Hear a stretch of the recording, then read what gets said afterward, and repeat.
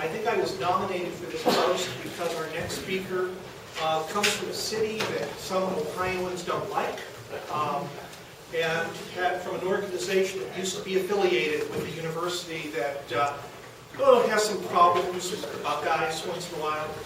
But as a Californian, I'm totally unbiased in this regard. So, Brett Smith is our next speaker. He's a group director for the Automotive Analysts Group Center for Automotive Research in Ann Arbor. I can pronounce that. And he has been there since 2000. Before that, he was at the University of Michigan's Office for the Study of Automotive Transportation, which is called OSAT. So for 20 years, he has divided his research efforts between automotive industry analysis, and advanced powertrain technology and strategy. He's currently leading several research efforts on advanced powertrain technology, including projects on energy storage, policy, and plug-in electric vehicle infrastructure issues. He's also program director for Business of Plugging In, a conference that's held annually in Detroit. He has authored numerous reports ranging from materials to education and training to aftermarket strategies. So I would welcome Brett to give his presentation. Thank you. Good afternoon, everybody, and thanks for the opportunity to be here. In fact, it's kind of a circuitous opportunity. My research vice president, Sean McInerney, had intended to be here. Unfortunately, Sean truly fell off his horse last weekend. The good news is he's okay, so we get to joke about it. The bad news is I've spent this week going all over the Midwest covering for Sean Smith, which is kind of what I've done for the last 22 years or so with Sean. I've gone through the industry, kind of a background of just about every type of discussion in the automotive industry. Today I'll bring you some of that background. A little bit about our organization. The Center for Automotive Research, as Dave suggested, is a spin-out from the University of Michigan. We spun out from the University of Michigan back in about 2000. We formed a not-for-profit organization. We still do basically the same work we did at the university. At the university, we were two consulting, for the academics. Now in the real world, not-for-profit world, we're two academic, for the consultants. So kind of that niche in between the two of them. The Center for Automotive Research is focused on a wide variety of the automotive industry. We really pride ourselves on being a broad-based research group, funded by government most of the time. Much of our finance right now is government-focused. We do foundation and other government work. We have 4 research groups, as Dave suggested. I'm the director of the Automotive Analysis Group. We also have the Labor and Industry Group. We have a Manufacturing, Engineering, and Technology Group, and a Sustainable Transportation and Communities Group. Those kind of cover those 4 areas. We try to bring that research together in different conferences, different forums not too like this one. We have a program up in northern Michigan every August in Traverse City. The management briefing seminars where we bring about 1,300 to 1,400 automotive folks together to talk about the auto industry. Our job, in many ways, is certainly to study the industry, but also to go out and take the opportunities like this to discuss the issues in the industry and bring those to the general public. For 20-some years, we've joked around our office, unfortunately, we've had to go out and give the Grim Reaper speech. It's been a tough 20-some years overall in the auto industry. And the last couple of years have been as tough as they come. The big league, they've all left for all intent and purposes. You see an enormous amount of folks who left the Detroit companies. Approximately almost 20,000, about 117,000 people have left the Detroit in the last 3 years. An enormous amount of leave. Well, it's difficult for all the communities, all the states in the region to deal with. It's also maybe a starting point. And we often now, around our office, talk about the happy times. Well, maybe there is a positive at the end of this recession. The industry is a completely restructured, mostly restructured industry. It's one that can and probably should compete globally on a very competitive basis. I want to talk a little bit at the beginning about the macroeconomic trends that are affecting our industry. Some of them are turning. Some haven't yet turned, but look like they might be starting to turn. Then we'll move on to some other topics as we go. Again, though, we think that maybe it's a little premature, but there is a light at the end of the tunnel. And no, unlike some of the other years, it's not a freight train coming at us. We think there is some positive things happening in the auto industry. Certainly the hiring and the excitement down the press, you see some positive information about it. I saw this week a report that said 2 of the most disliked companies in our country are General Motors and Chrysler because of them. Now there is a third company in Detroit. I think there's a pretty strong story to tell. Ford is a company that has truly turned around without the government money. They're a company that's gone from no product to fabulous product. Gone from no process to develop that product to fabulous processes, fabulous manufacturing processes. So there are good things to talk about in Detroit. There are good things to talk about in the auto industry in the Midwest in general. One of those we think is starting to. And as you can see, consumer confidence and sales track very closely in this industry with auto sales. We're starting to see that climb, the blue line, last couple of reports of consumer satisfaction, consumer confidence, starting to come back. We say, okay, that's a good sign for sales. That's one of those that we will look at for sales. We look at the Dow Jones, and certainly we all lived this one for too long in the last couple of years, where we lost an enormous amount of wealth through that. We've gotten some of that back, but as we look at that, we don't think the consumer is quite back anywhere near where it needs to be. We're quite back ready to jump into really buying in large volumes. That, I think, is going to affect the car sales for the next several years. Another key factor of personal wealth in car buying ability or willingness is that of the housing sector. And you see some mixed results here. Certainly you see the negative housing prices month to month for the period we went through. But now you start to see last couple, 3 or 4 months, that starting to pick up.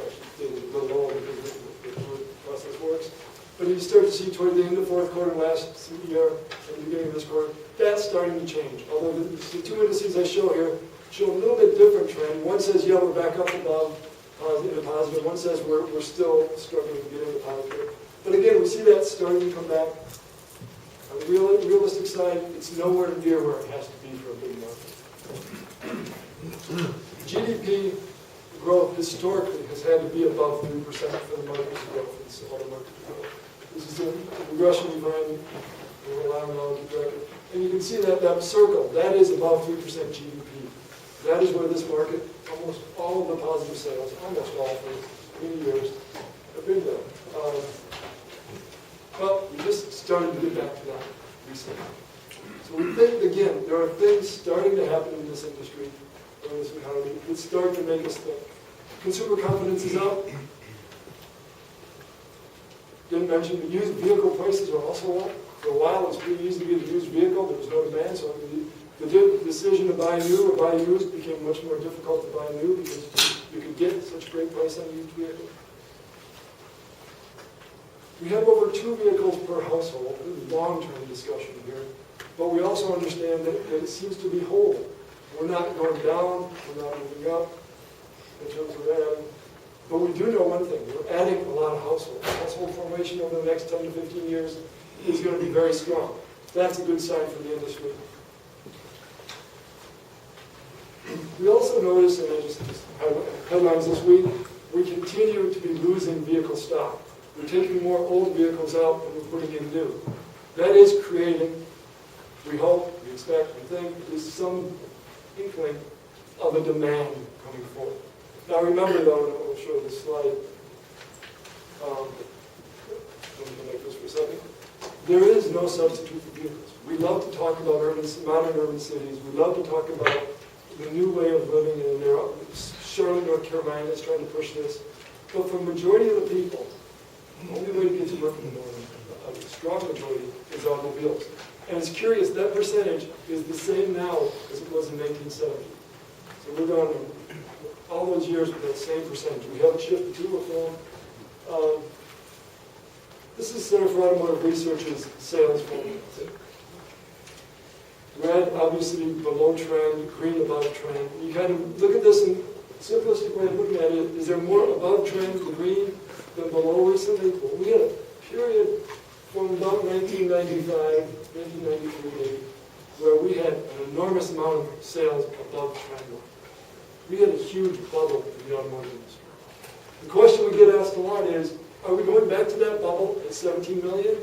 Or is this market going to be something very different? Are we going to have to get used to a market of 12 to 13 million units in this country? Realistically, we think that bubble was unique, and we're going to be paying that back for quite a while.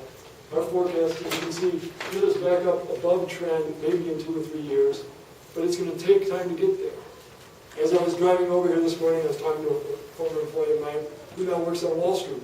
And we're discussing the idea that this industry used to have trouble making money at 15, 16, 17 million units. Now we're just seeing with the restructuring, with the changes that have happened, some good, some bad, some had to happen. They're talking about being profitable as an industry at 11 to 12 million units. So that's lowering your profitability mark from 17 down to 12. That's a huge jump down for this industry. And it was important that it happened, and that I think is part of why we come and try to sing that happy song a little bit right now, because we think there has been truly a fundamental change in the industry. I'll talk about the manufacture of motor vehicles, and production and productivity. Take it kind of a step beyond where we were. Looking specifically at employment. Employment, this has been what we hear so frequently, the jobless recovery.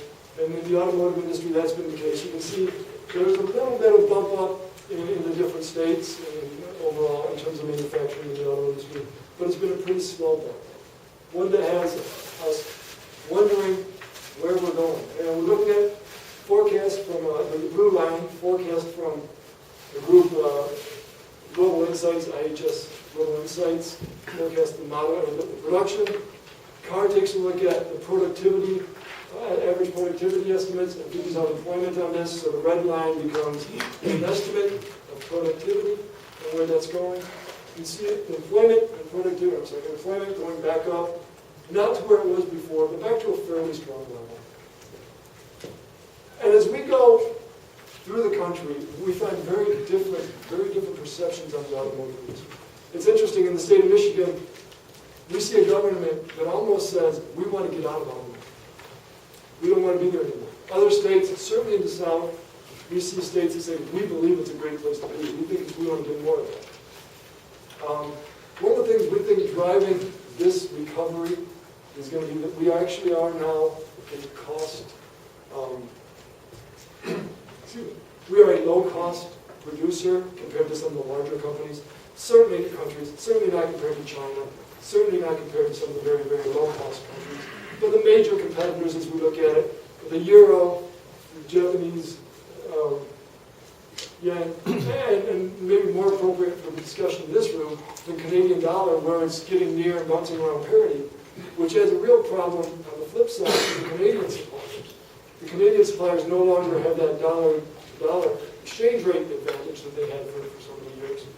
They also now are losing some of the business, because that business is, as the big three regroup and shrink, the production in this country is moving south. We'll connect that in a minute. So you've got the Canadian suppliers getting hit hard by the exchange rate.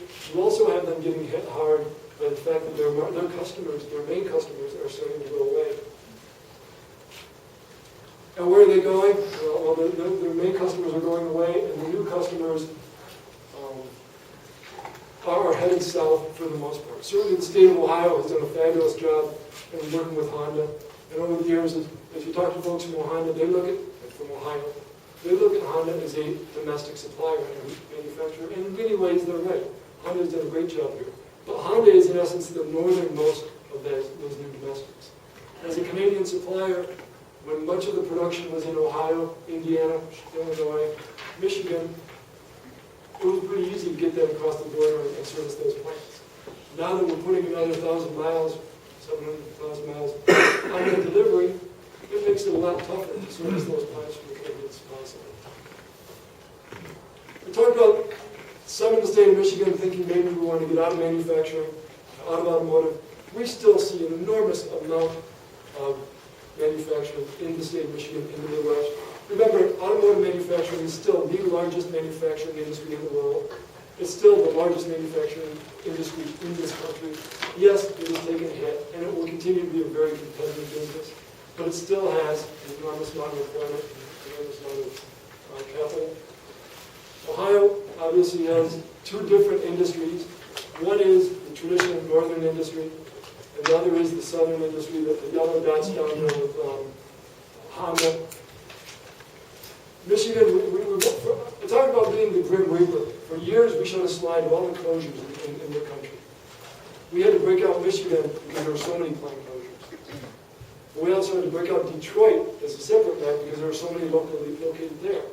So let's take a different look at this. Yes, that has happened, absolutely. But we also start to look at this and say, how much is still there? It's not near what it was 20, 30 years ago, but it's still a very, very strong industry. I think it's one that may, in fact, through the turmoil, through all the negative publicity, actually be coming out of this as a fairly competitive. And why is that? Well, in large part, the government came to the rescue. This is a slide that shows the commitment of certainly the Obama administration, but others to the automotive industry. I think our question we ask, certainly for those that say let's get out of the automotive industry, is why would you be thinking of getting out of an industry that your government believes so severely, believes it's so critical? $123 billion in money going into this industry from the federal government, from, yes, all of us, the taxpayers. Disagree with it, agree with it, doesn't matter. What matters is that it's a huge statement that manufacturing still does matter in some sense in this country. The Department of Energy, $25 billion, have only given out about $9 billion of that. This is almost 3 years later, 2.5 years later. They still have an enormous amount of that money to give out to advanced powertrain technologies. Here are just a list of a couple of them. One of the companies up there toward the bottom, the Q electric car, actually made a very interesting point for DOE, because the reason you don't see Chrysler or General Motors up there early is this money could only go to companies that were viable. And GM and Chrysler haven't legally been viable for the last 2.5 years. So they didn't get any money. One of these companies up here got money. And then the DOE went back and looked and said, oh, wait a second, are they viable? And the answer came back as, well, really, they aren't. They don't meet the standards. So the DOE had to go back and kind of reassess, the story goes, what they measure as viable, how they do things. That is in part why some of the slowdown of the money coming out. But I think you'll see in the not-too-distant future, General Motors and Chrysler both get a big chunk of this money for some of the advanced technology. There's also the DOE Recovery Act, which is focused on energy storage. An area I think has gotten an enormous amount of publicity over the last couple of years.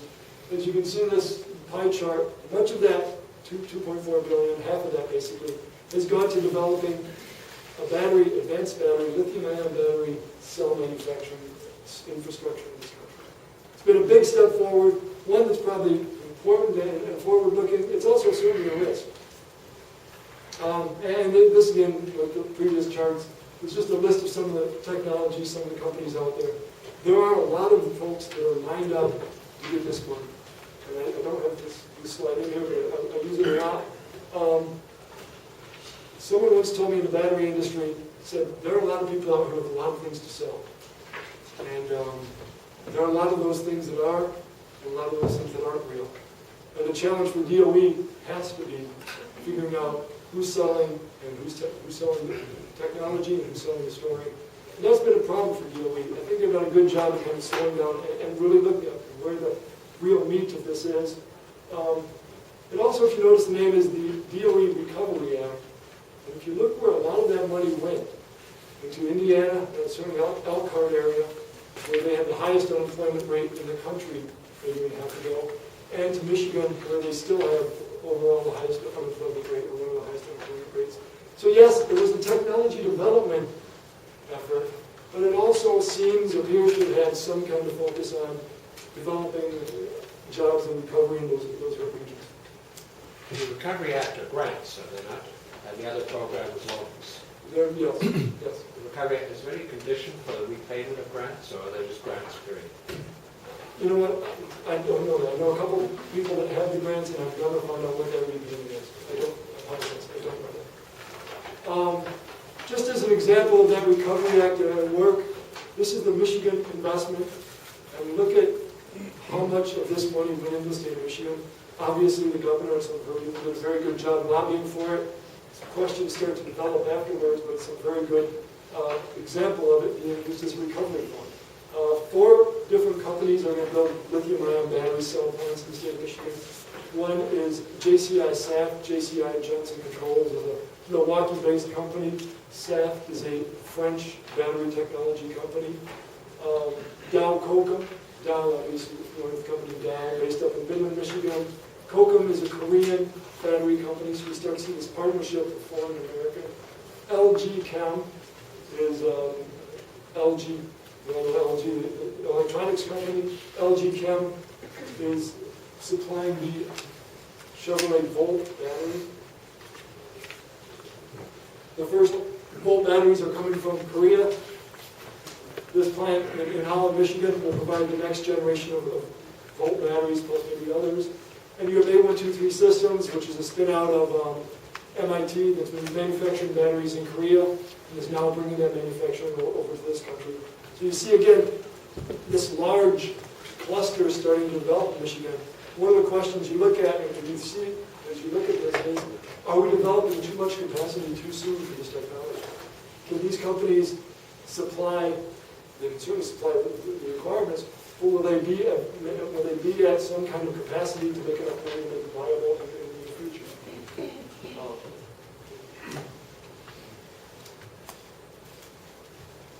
What we do in this country, and certainly with this administration, have the new golden child. It is absolutely the electric plug-in vehicle. It is viewed by many right now as the answer, and it is a fabulous technology. It is great stuff. Whether it's ready for prime time is a totally different description. But if you look at the press, if you look at what's out there in the general public, you start to understand that, you get the feeling that these cars are going to be here tomorrow, and they're going to be affordable tomorrow, and they're going to be wonderful tomorrow.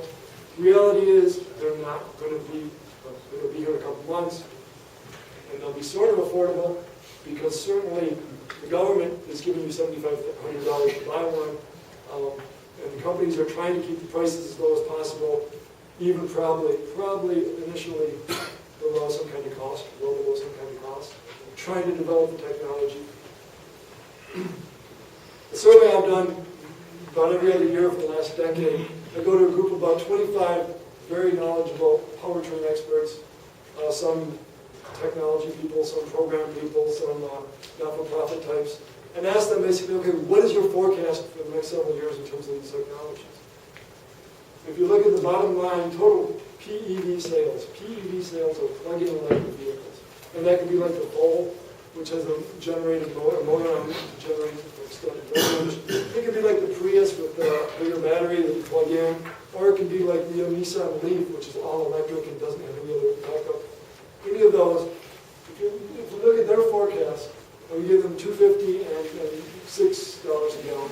We'll give them a range of what that technology may do. The bottom line, next year, 22,000 of those sold. You get publicity from the newspapers and others, and you think there's going to be millions of those sold. You go over to the right, you see 74,000 sold at $2.50 a gallon.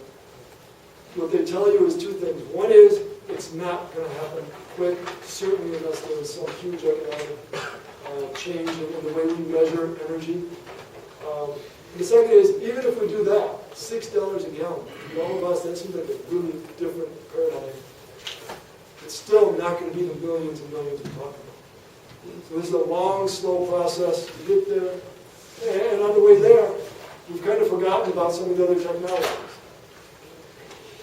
For example, the hybrids. And remember, the Toyota Prius has been on the road for 13 years or so, and we still only have about 2.5% to 3% market share for hybrids. Prius is a fabulous vehicle. The Ford Fusion, fabulous vehicle. They do a lot of good things. But many consumers still look at it and say, you know, that cost equation just isn't there. Well, if you add another $5,000 to $10,000 for the battery of the electric vehicle, it changes that cost equation even more so and makes it even tougher. We asked the panelists what they thought about the electric vehicle, or hybrid, excuse me, and where that market might go. And then they argued that by 2011, they think there's going to be a start to the pickup. And they think that we're going to get up to about 5%. We think we're heading over 3% at least this year, and we'll probably get up around 3.5% or 4% probably next year. So there's room for growth. If you look at all the way to the right-hand side again, the 2015 $6 a gallon again, you're then looking at 20% of the market is hybrids. That's a pretty big bump forward, but it's still not that complete market. We're still looking at a very diverse market. It is just not about electric vehicles. And you folks can't, for some reason it blurs up here on the screen a little bit. But the list on the bottom is a variety of different technologies that you can do for gasoline engines, all the way through diesels. And as you get all the way to the right of the screen, it's the electric vehicles, the plug-ins, the hybrids and such. As you notice, it's cost for 1% reduction. What's it going to cost me to get that 1% reduction? Look at some of these technologies on the left, they're much less expensive. They're much quicker to implement. They're much more cost return effective. So you start to see an administration strategy that says we need to shift to electric vehicles, a good long-term goal. But we also need to understand that there has to be a short-term answer to this to get better fuel economy. And you'll start to see that in many of these technologies on the bottom that make some economic sense in the short term. It is a simple partner or co-worker associate of mine is on the National Academy of Sciences panel. It's doing a fuel economy study. It's coming out, it's actually been released, at least almost released. These are some numbers from that. They're the same as the slide you saw before, but it gives you an idea of what it's going to cost to get to a diesel engine or a hybrid engine. And that panel actually said, we don't even consider plug-in electric vehicle because the costs are too high for too long. So over the period of time to 2017, I think they were looking at it, it doesn't even come into play because it's just too expensive without significant subsidies. If you look at these different options, there's some pretty costly stuff going forward. And unless, I will argue, we have an incentive as a consumer to change, we're going to change pretty soon. With that, I think I'd like to wrap up. I'm going to spend some time with Q&A. I know Dan, we talked about some Q&A time. When we do this, Timothy tells me I've got to shut this off and be tied to this. So, are there any questions? Sir, in the back. Before GM went into bankruptcy, they predicted that they'd lose tremendous market share if they had to go in. Fortunately, they came out real fast. I wondered whether that prediction came true at all and whether the statistics were different for the U.S. and Canada. I apologize. I don't know the Canadian part of that. I do apologize. The expectation going in, and a couple of our researchers, our director and our senior vice president of research, we're at General Motors, I believe it was GM, and started talking about bankruptcy 3 years ago. And the executives there said, we would never consider that because you can't go through bankruptcy as a car company, you're done. The perception has always been that as a car company, if you go to bankruptcy, you're done. Obviously, that wasn't the case. As you mentioned, I think the key factor was no one ever imagined a company could go through bankruptcy that quickly. Obviously, it was driven by a guy in the White House who had some experience in bankruptcy law and such, and did a wonderful job from a distance shepherding it through. They have lost and continue to struggle with market share. But no, they didn't lose it anywhere near what we thought they would. In fact, they remained, if not, for that 2-month period, their market share died significantly. But since then, it's held fairly close, going down a little bit with the trend they were on before. But it's actually been much, much better than we thought it would. And yes, they're going down still. Part of that is, and I think it's important to remember that market share can be driven by sale. It's driven by sales, but those sales can either be driven by consumer pull or vehicle manufacturer push. Vehicle manufacturer push is lowering the price through incentives. General Motors has been pretty darn good about being restrained on its pricing and trying to hold for that profit price per vehicle. So in that sense, they've done a good job, probably at the expense of some market share over the last couple of months. I think the biggest challenge still remains for them, what I mentioned earlier, where people perceive them as one of the most disliked companies in the country because of that bankruptcy and because of the government investment. Now, as we get further away from that, I think they're going to outlive that. I think they're going to move forward. They do have pretty darn good product, certainly as good as anybody else in the world in many aspects. I think people don't realize that, and as people start to realize that, and GM can continue to maintain that pricing, they may not see a big bump up in the market share, but I think you're going to see them start to level off pretty solidly in the next year or so. Sorry, so. I guess people are mad at David Crane, mad at GM because it did cost a lot to bail them out, and basically what you're bailing out is bad management. And some of the managers left, but others left with fairly generous packages. She's typing, I can't answer that. Anyway, I wanted to make a comment first, and that is that I live in Ontario, and I run into people all the time who describe the automotive industry as a smokestack industry.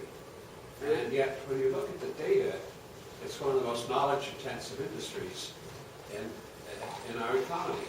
If you look at rankings of expenditures on R&D by major industries, it's always right up there, up at the top or very close to the top. So and the technological improvements in the automotive industry over the last 15 or 20 years have really been quite phenomenal when you think about it. Put it in the time scale to the point now where my wife and I sell our car once every 10 years because they last.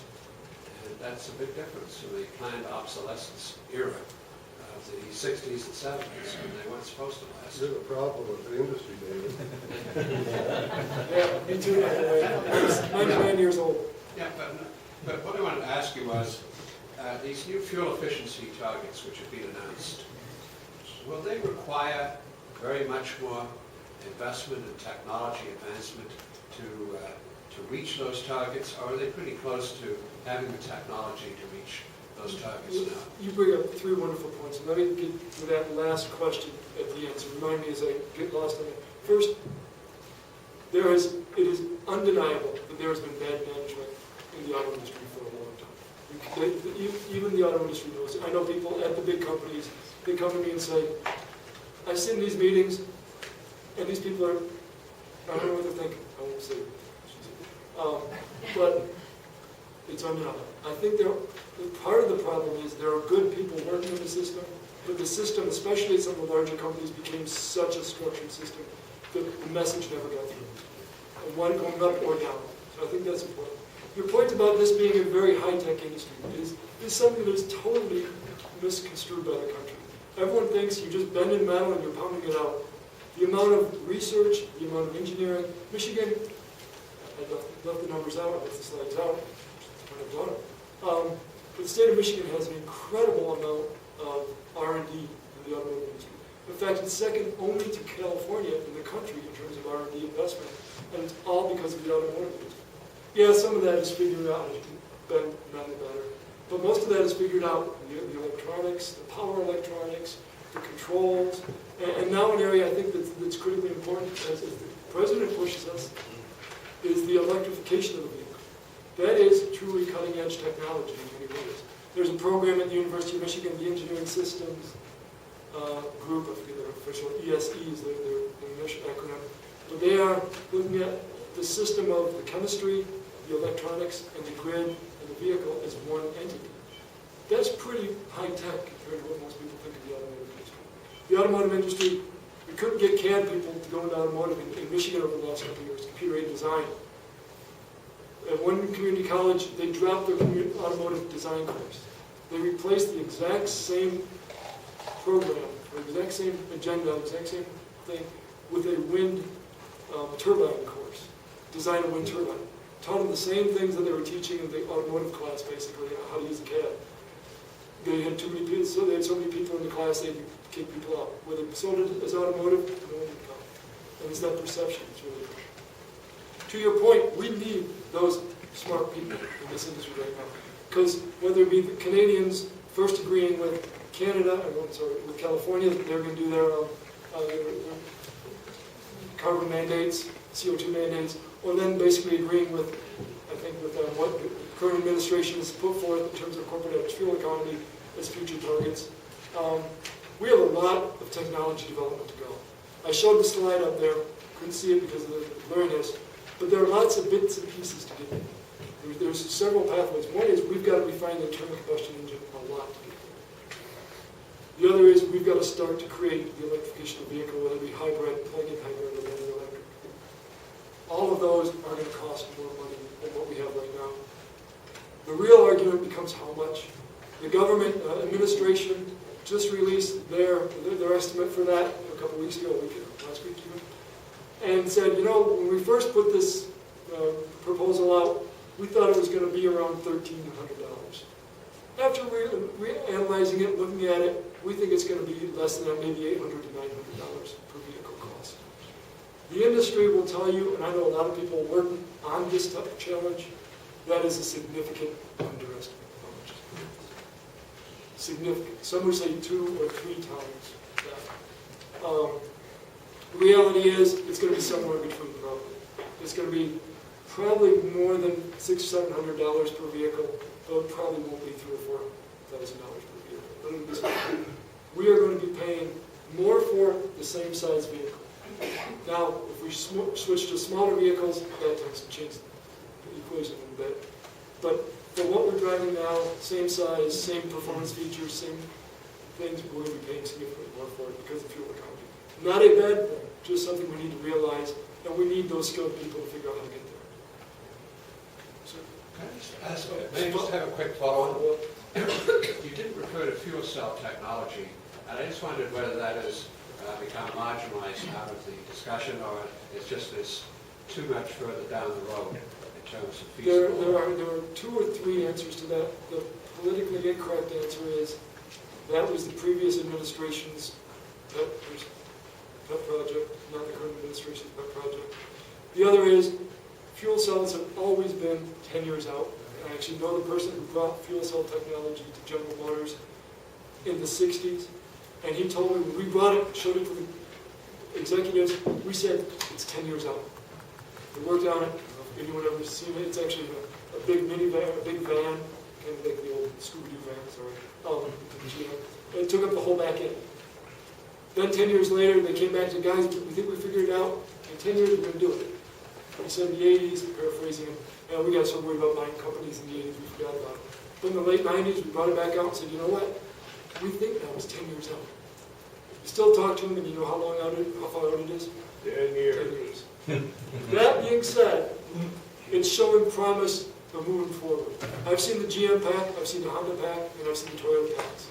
And talked to the engineers.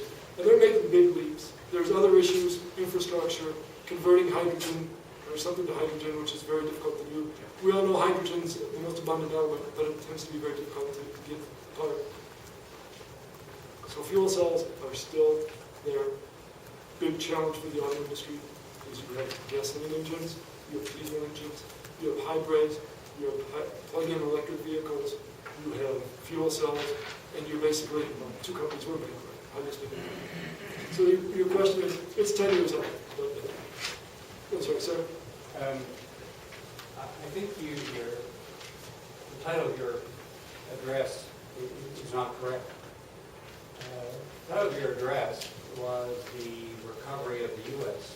Right. And that's not the right subject. The right subject is the recovery of the North American automotive. Well, industry. that's interesting. Because in a Canada-U.S. context, the automotive sector is the most integrated manufacturing sector on the continent. And so you can't really address it as a U.S. issue. It's a Canada-U.S. issue. It's probably a Canada-U.S.-Mexico issue. But I have two questions. You really didn't address the role of the parts sector. It seems to me that the parts sector is as much involved in this as the assembly sector.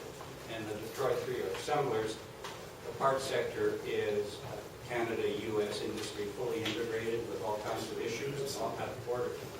And I'd like you to just address it, if you could, in a Canada-U.S. context. And secondly, I'd like you to come back to this issue of the assemblers moving to the southern U.S. That to me seems to be a fairly risky proposition for Canada-based parts suppliers.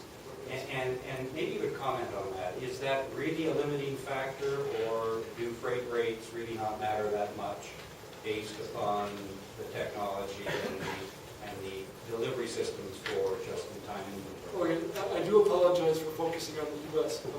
But let me kind of respond to this. Having worked with folks in Ottawa, folks in Ontario, at the government level, they will tell me we don't have a domestic auto industry. Everyone's a transplant in this country, basically. Whether we treat them all Honda, GM, Ford, Toyota, all headquartered elsewhere. So you're right, it is a North American thing. It's also often viewed upon in Canada as they're all our sons and daughters, or they're not really, just kind of out there. It's a different. The parts issue. First, I'll come back to the Canadian issue and kind of the movies. But the parts industry has a bigger structure, has a bigger challenge. I think, frankly, that is one of the issues that we talk about in our organization, and I talk about with the others in the industry, as still one of those big hang-ups.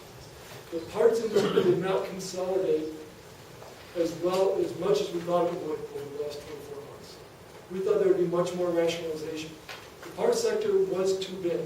There was too many parts makers. If you look at it historically, in the 80s, a lot of Japanese companies came in and replaced North American capacity. European suppliers came in and replaced North American capacity. Those companies are all here, as is some of the old North American capacity. We think there still might be a rationalization in the supply base. And that could be a real problem, because you're going to get cost pressures from a healthy supplier who would normally bid a part at a reasonable plus profit rate. Is going to get competition from these other suppliers that have excess capacity or on the edge of going out that just want to move to stay in business. That is in some ways how the assembly plants, the manufacturers got in trouble. There's too much capacity. We've got rid of the assembly plant capacity in North America. Yes, there's opportunity for that come elsewhere. We haven't done as good a job in the parts sector as a whole in getting rid of that capacity. So that is still going to be a structural challenge. Now the Canadians. I showed the map of that moving south. The Canadian industry is absolutely scared to death of it, the hollowing out of the core auto industry. As we move from parts suppliers that were traditionally servicing the Detroit-based manufacturers, they are now looking for other partners. Ontario is very fortunate because they have Toyota and they have Canada. Toyota and they have Honda in the region. So they have some familiarity with it. The problem is they don't have familiarity with BMW, with Volkswagen, with Nissan, with Kia, with Mercedes, and those companies down there. It's tough in this market to go in and sell to somebody you don't know. And the Canadian, just looking at some data yesterday as we were talking about this issue, the Canadian parts suppliers are starting to feel that significantly. Now the hope, obviously, is that the core doesn't go away. The core rebounds, and we've talked about maybe some possibility. Because they're always going to service them most. Yes, there is opportunity. Freight is an issue, but frankly, if I'm a car company and I got a Canadian supplier and a Mexican supplier, I'm probably going to sell it. One more question? My question arises from an announcement made last Friday in Ottawa by the government of Canada, where Canada said they were going to adopt continental regulations for fuel efficiency. And my understanding is that those regs initially came California. They came from California. Then the province of Quebec adopted them. The province of Quebec said to the federal government of Canada, these should be the standards for Canada. Ottawa said to the government of Quebec, we think you're crazy, there's no way.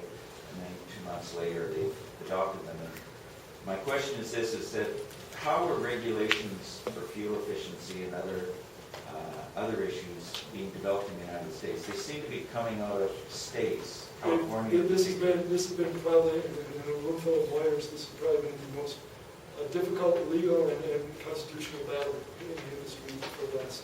Where do they come from? Do they come up from the states and then Washington adopts I have 4 minutes here, and I'll see if I can do this without getting into trouble, because this is an interesting, very dangerous area. All right, so we have, historically, the United States has had, historically, for 3 decades, 3.5 decades, the EPA and NHTSA, National Highway Transportation Safety, have kind of worked together to create a fuel economy standard, a minimum requirement for the fleet of vehicles from each manufacturer. Covers all of the United States. It covers the U.S. It's one law for the entire. That was a fuel lane in essence. This is going to get around a lot of the technical, but that was a fuel lane. How much you burn. California looked at this and said, well, CO2 is a pollutant. We can therefore monitor pollutants going out. It wasn't really a pollutant in the initial laws. The EPA ruled 2 years ago now that it was a pollutant. So California could then have a greenhouse gas emissions law, which in essence is nothing more than a fuel economy law, because the only way you're going to reduce emissions out is what? Reducing fuel in. So they got their law. Then 14 other states plus Canada said, we like this law a lot. At that point, the Obama administration started to come into play and said, okay, we understand this. The car companies say we need one law. We'll write the law here.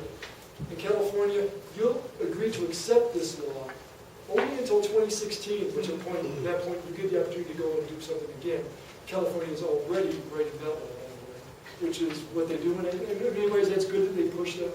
But we have a national standard for fuel economy, which curiously enough is pretty darn close to the California CO2 regulation. So it goes California, Washington, Ottawa.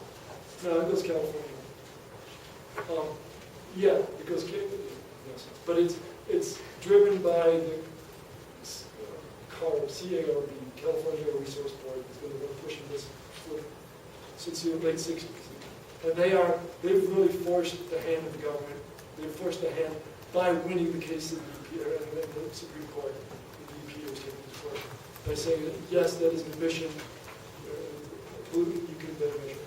So the 3.5-minute discussion on it, it's the most fascinating discussion for anyone on the law side of this industry right now, because it's not going to stop. And California, as I said, has already said, gang, we don't think you're being restrictive enough. We're going to push it in 2016. We'll move it all the way. That's what we're going to do.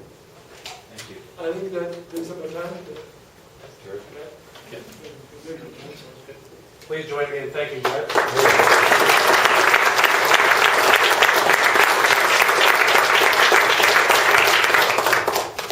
Okay, with that, we are going to, while it's not on the schedule, we did plan a little stretch break right after lunch here. So we have about 15 minutes and we'll reconvene at 2 o'clock and we'll be incredibly back on schedule. So thank you.